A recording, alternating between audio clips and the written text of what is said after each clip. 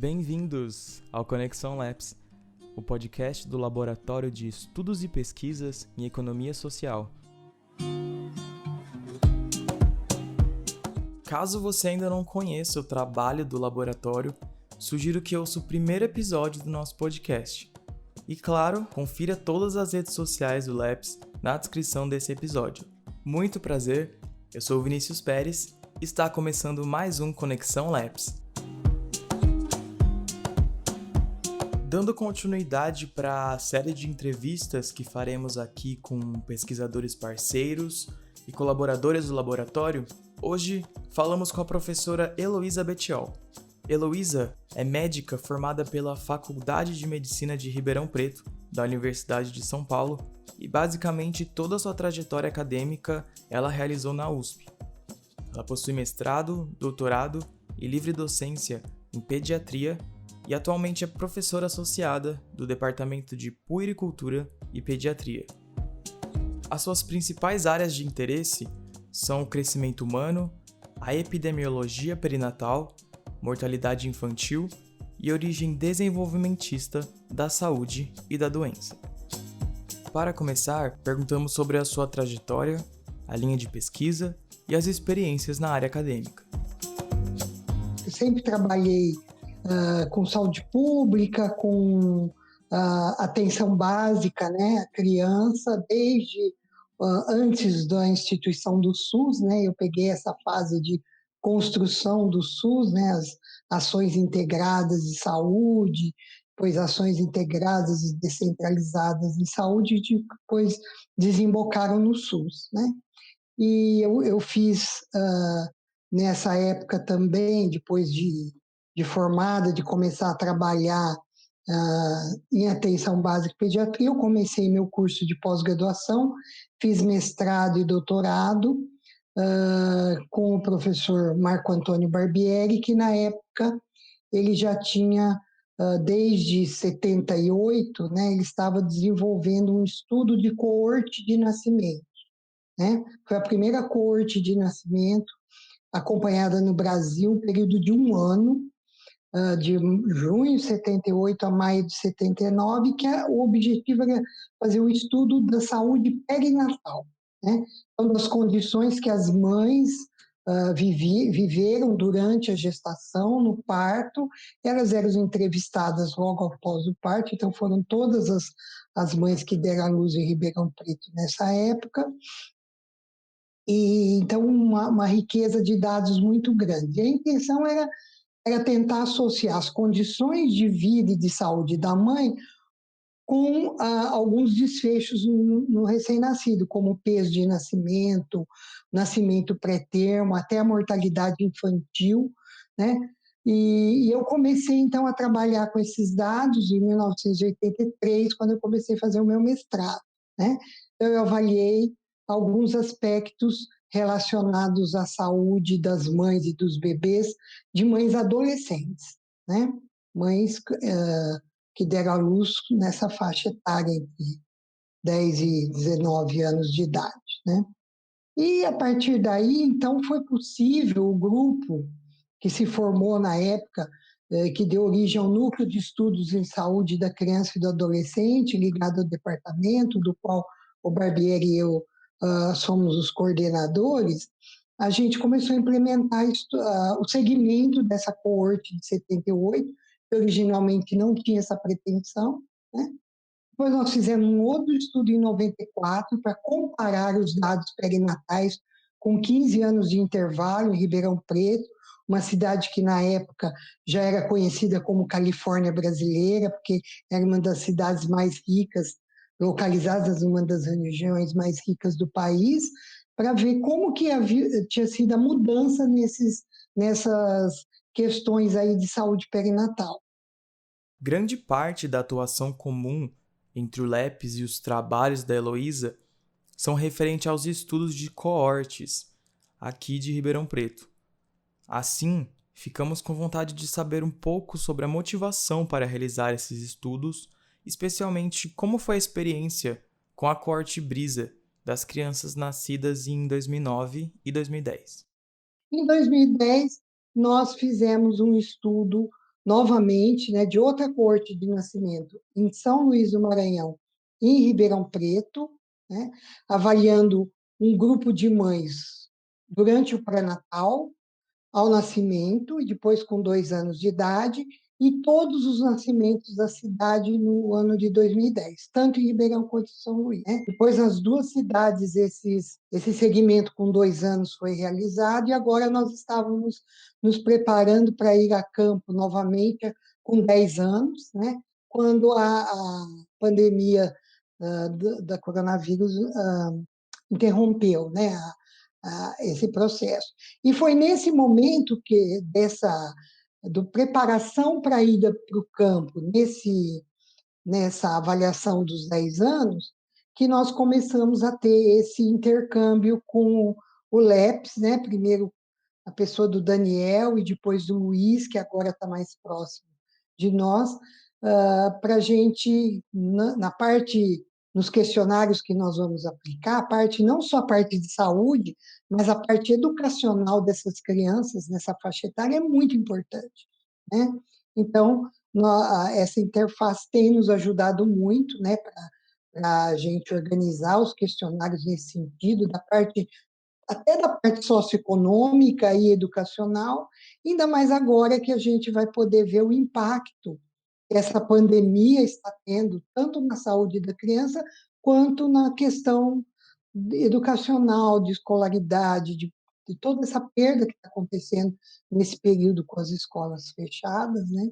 Então, a gente acredita que isso vai ser muito, muito interessante de ser explorado. Perguntamos também qual era a motivação e a ideia central da pesquisa naquela época. Dentro assim do que a gente já vinha estudando nas outras coortes de nascimento, que nós avaliamos a coorte de 78 em 5 momentos e a coorte de 94 em 3 momentos, né? E dentro de uma perspectiva que é a chamada origem desenvolvimentista da saúde e da doença. Que é isso? Né? Isso foi postulado por um pesquisador, né, o David Barker, na Inglaterra, no final dos anos 80, que ele viu que as condições de nascimento da criança, então, a mãe ao nascer, crianças nascidas de baixo peso, que é peso menor que 2.500 gramas, a gente já sabe que elas têm mais risco no período neonatal de ter problemas e até maior mortalidade, né, por conta desse tamanho reduzido.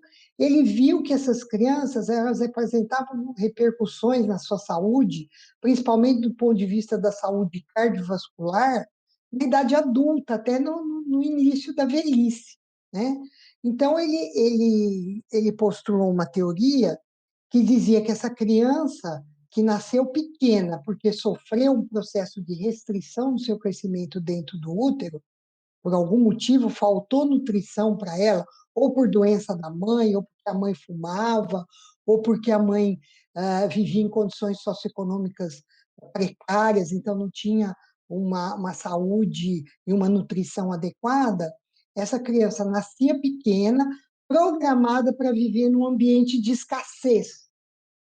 E quando ela chegava no ambiente e ela tinha uma abundância, por exemplo, de alimento, metabolicamente ela não estava preparada para lidar com esses excessos.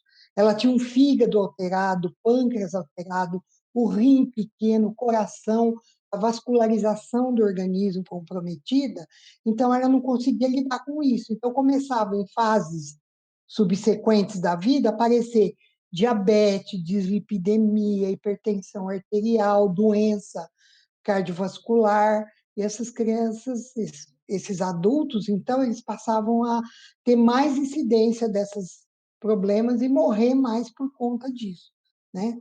E depois, então, uma série de estudos feitos nessa linha viram que não é só o intrauterino, mas os primeiros 1.000 dias de vida da criança, que corresponde ao período intrauterino e os 2 primeiros anos de vida, são muito importantes para definir esse perfil que essa criança vai ter, né? E essa repercussão de longo prazo. Então, tudo que acontece nessas fases anteriores repercute na saúde da criança a longo prazo.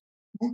E a gente queria, então, entender melhor, além do que já é conhecido do ponto de vista biológico, que determina esse crescimento intrauterino comprometido.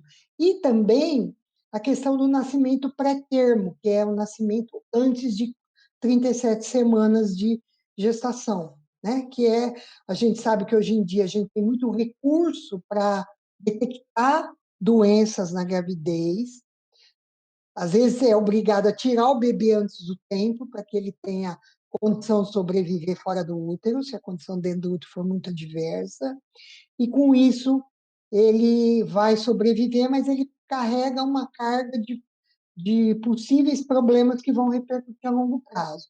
Esse estudo visava avaliar alguns aspectos da gestação que pudesse explicar, além do que já é conhecido, como a própria questão de doenças, algumas doenças da mãe, ou o hábito de fumar, que poderiam repercutir nesse nascimento prematuro, tá? Causar um nascimento prematuro. Por isso que a gente, dentro dessa coorte de 2010, que a gente avaliou todos os nascimentos de Ribeirão Preto, e uma amostra em São Luís do Maranhão, porque São Luís é uma cidade muito maior que Ribeirão, ia ser difícil avaliar todos os nascimentos. Ribeirão nós avaliamos perto de 8.000 nascimentos, com entrevistas após o parto, né? Em São Luís foi uma amostra perto de 6.000 nascimentos, tá? Então, além de entrevistar praticamente todas as mulheres que deram à luz em Ribeirão Preto nesse período de um ano, né, desde 1º de janeiro até 31 de dezembro de 2010, a gente avaliou um subgrupo, também foi avaliado ao nascer, né, mas de mulheres avaliadas no pré-natal, tá? Então, quando elas estavam em torno do 5º mês de gestação. E para essas mães foi feita uma avaliação mais completa do que no nascimento, porque no nascimento era só entrevista e dados do prontuário. Quando essa mãe veio durante a gestação, em torno do 5º mês, ela fez ultrassom, ela fez coleta de material vaginal, ela coletou sangue para ver várias substâncias que poderiam interferir no nascimento prematuro, provocar o nascimento prematuro, e depois, tanto dessas mães que participaram dessa chamada coorte do pré-natal, que foi em torno de 1.400 mães nas duas cidades, né? Mais as mães, todas aquelas, né, de 7.000, quase 8.000 em Ribeirão, que a gente avaliou ao nascer, depois a gente avaliou uma amostra aos 2 anos de idade, para ver a repercussão daquelas condições de nascimento na saúde das crianças, no desenvolvimento. Nós aplicamos um teste de desenvolvimento, que é a Bailey, né? Com 2 anos de idade, para ver essa repercussão. Então, a ideia central é essa: é ver fatores que favorecem o nascimento pré-termo e suas consequências a longo prazo. É claro que a gente pode ver não só o nascimento pré-termo, mas outras condições também, né? Porque em 8.000, quase 8.000 indivíduos ao nascer, a gente tinha questionários muito completos, então a gente estudou várias questões aí relacionadas à saúde do bebê, tanto do nascimento, da própria mãe, né? As mães também foram estudadas em relação à ocorrência de uma condição na gravidez que é chamada pré-eclâmpsia, né? Que é o aumento da pressão arterial durante a gestação. Foram feitos estudos sobre saúde mental da mãe e depois avaliar a repercussão da saúde mental da mãe na saúde da criança, tá?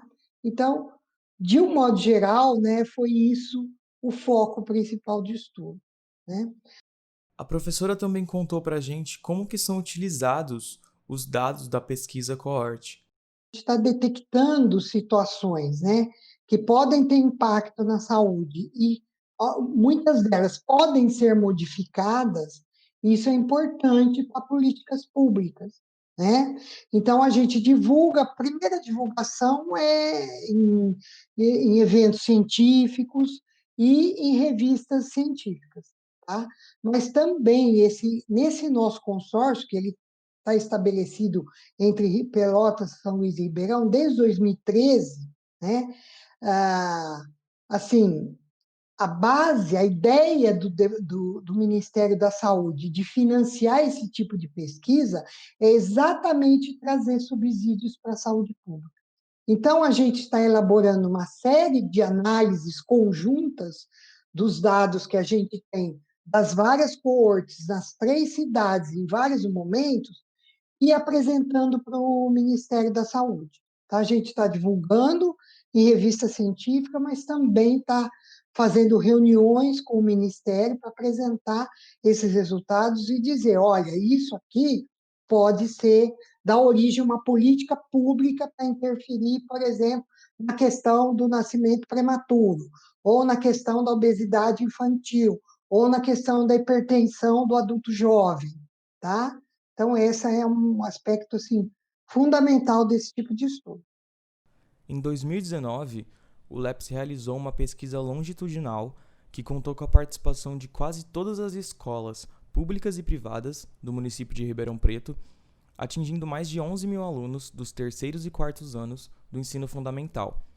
Esse estudo abordou desde as habilidades cognitivas até as socioemocionais, e algumas dessas crianças que participaram da pesquisa do LEPS participaram também da coorte Brisa. Perguntamos então a Heloísa como ela acredita que essas duas pesquisas se complementam. Olha, essa realmente, essa pesquisa do LEPS pegou crianças exatamente nessa faixa etária do Brisa, né? Então, foi até uma maneira da gente tentar divulgar nas escolas, porque a gente tem uma certa dificuldade de voltar a ter acesso a essas crianças, né? Porque nós temos os dados delas ao nascer, um grupo tem dados do pré-natal, a maioria tem do nascimento e tem daquelas que vieram entre 2 e 3 anos de idade. Agora, desde então, a gente não tem tido mais contato. Então, foi até uma maneira da gente resgatar, né, algumas informações das crianças nessa faixa etária que poderiam fazer parte do Brisa para a gente voltar a fazer contato com as mães e convidá-las para participar dessa fase do estudo. E é fundamental, porque a questão da saúde, da educação, estão altamente imbricadas, né? A questão educacional, ela sofre o efeito do estado de saúde da criança, né? Isso pode repercutir no aprendizado, até na ida à escola, no acesso que essa criança vai ter à escola, né? As condições que ela teve desde o início da vida, né? Então, tudo que a gente estudou lá do passado dela, se ela foi baixo peso, se ela foi prematura, se ela teve restrição do crescimento intrauterino, se a mãe teve alguma doença, se a mãe teve depressão antes da gestação, após a gestação, a gente tem dados disso, de uma amostra dessa população, tudo isso pode ter repercutido na saúde da criança e vai repercutir no aprendizado dela na escola. Então, eu acredito que, no momento que a gente tiver coletado esses dados e puder cruzar essas informações, associar esses dados com os dados que o LEPS levantou nas escolas, vai trazer muita informação, tanto para a área da saúde quanto para a área da educação, né? Então, essa interface é muito importante. Além disso, perguntamos quais as oportunidades que a professora enxerga para o Brisa, dando continuidade em acompanhar as crianças ao longo da vida, por meio de um estudo longitudinal. E daqui para frente também, a gente tendo perna, né, tendo financiamento para continuar esses estudos, avaliar o impacto dessas condições, desde o nascimento e nos outros momentos da vida, na saúde mais para frente. Por exemplo, agora no Brisa, nós também vamos fazer uma avaliação da parte cardiovascular através do uso da avaliação da pressão arterial das crianças. É uma coisa que praticamente não tem estudos no mundo, com um aparelho que faz a monitorização ambulatorial da pressão arterial. Então, sabe aquele aparelho de pressão? É um aparelhinho que você coloca no braço e a pessoa fica 24 horas, tá? Isso é feito, geralmente, com criança que tem doença. Uma criança que tem doença renal, ela tem mais risco de ter hipertensão arterial, então ela faz uma avaliação clínica e coloca o mapa. Mas estudos com população de crianças normais, em 2 cidades, como Ribeirão e São Luís, com características tão distintas, isso a gente não tem notícia que tenha sido feito. Então, a gente pretende fazer isso. Conhecer a saúde vascular dessas crianças nesse momento, a gente espera que a grande maioria esteja normal, tá? Mas a gente vai ter uma avaliação numa fase bem precoce para continuar acompanhando esses indivíduos e ver como que isso evolui, de acordo, por exemplo, com a avaliação da gordura corporal que a gente vai fazer também, né? Nós vamos usar equipamentos e não só pesar e medir, calcular o índice de massa corporal, que isso todo mundo faz, mas vamos usar aparelhos como o BodyPod ou DEXA, que eles medem a massa magra, a massa gorda, né? Então, a gente vai poder ver como que as condições lá do início da vida estão repercutindo na composição corporal das crianças agora, tá? E como isso vai evoluir ao longo do tempo.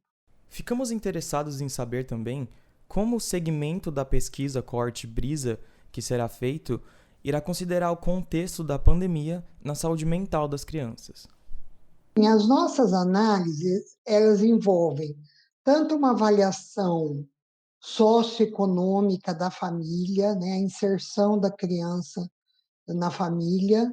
A gente tinha, já está previsto no questionário, a gente avaliar qual foi o impacto do ponto de vista socioeconômico das crises que nós tivemos recentemente, né, de 2014, 2015, que essas crianças estavam em torno de 4, 5 anos de idade, que isso pode ter repercutido na família, inclusive na saúde mental das crianças, porque nós vamos aplicar testes para avaliar a saúde mental, né? E agora, com a pandemia, isso vai, provavelmente vai ter assim, um impacto maior ainda, né? Uma crise muito mais próxima do que aquelas que aconteceram mais ou menos na metade da última década.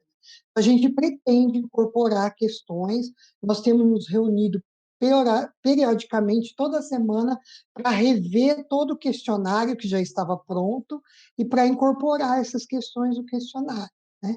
O Luiz tem participado com a gente, então tem sido importante esse intercâmbio para a gente aprimorar o questionário nesse sentido, né? A gente acredita que o teste que a gente pretende aplicar de saúde mental, ele vai conseguir captar essas nuances da interferência de todas essas questões na saúde mental das crianças. E por fim, perguntamos se ela acredita em uma integração de educação, saúde, família e outros aspectos do universo das crianças e dos jovens. Eu acho que isso é fundamental, né? A gente está percebendo isso agora nessa pandemia, acho que nunca se falou tanto em saúde, né? Em todas as mídias possíveis e imagináveis, né? E a gente vê como também a gente está convivendo muito com a questão das falsas notícias, né?